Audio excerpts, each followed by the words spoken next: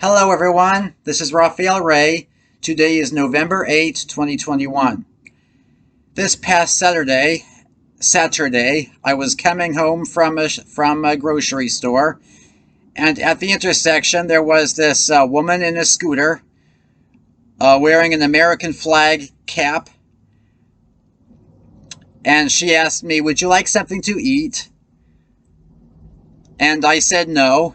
And as I was waiting at the corner to cross, she turned her scooter around in a very, I don't know the word for it, but it was, I'll just say she turned her scooter around so that I could see the front of it had a sign saying, "Let's go Brandon, stand up to mandates." Stand up to mandates, like we on the right are opposing mandates in general, and not just the COVID mandates. So at the time, I kind of fell for it. I thought she was a Trump supporter, that she was a Trump Republican, and I felt kind of guilty for rejecting her because I was kind of curt. And she kind of gestured to someone in a truck. I offered him food, and he said no. And he looked at me as he passed in front, as he drove by me later.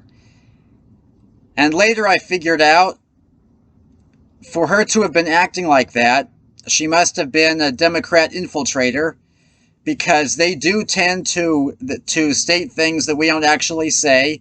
And when they're posing as Trump Republicans, they'll have banners and signs saying things that MSNBC and CNN we claim that we're saying, and not what we actually do say.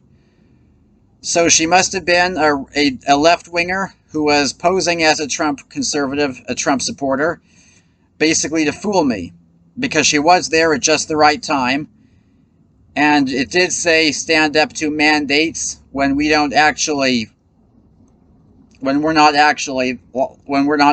like that. So if you see any Trump supporters bearing signs that say things that Democrats claim that we're saying rather than what we actually do say, they are infiltrators. They're not really conservatives. They're not Trump patriots. So beware of that. Recently there is this new report claiming that several actual Trump Republicans who helped President Trump and worked with him, there's this new report saying that many of them have been positively identified as having taken part in the January 6th demonstration. Now, what most medias are not telling you are that many people who were actually members of Antifa and Black Lives Matter were identified in the demonstration, and these were honest reports by honest sources. So the January 6th insurrection was really an infiltration of the Trump Patriot right. So, but people want us to believe that we on the right are the insurrectionists.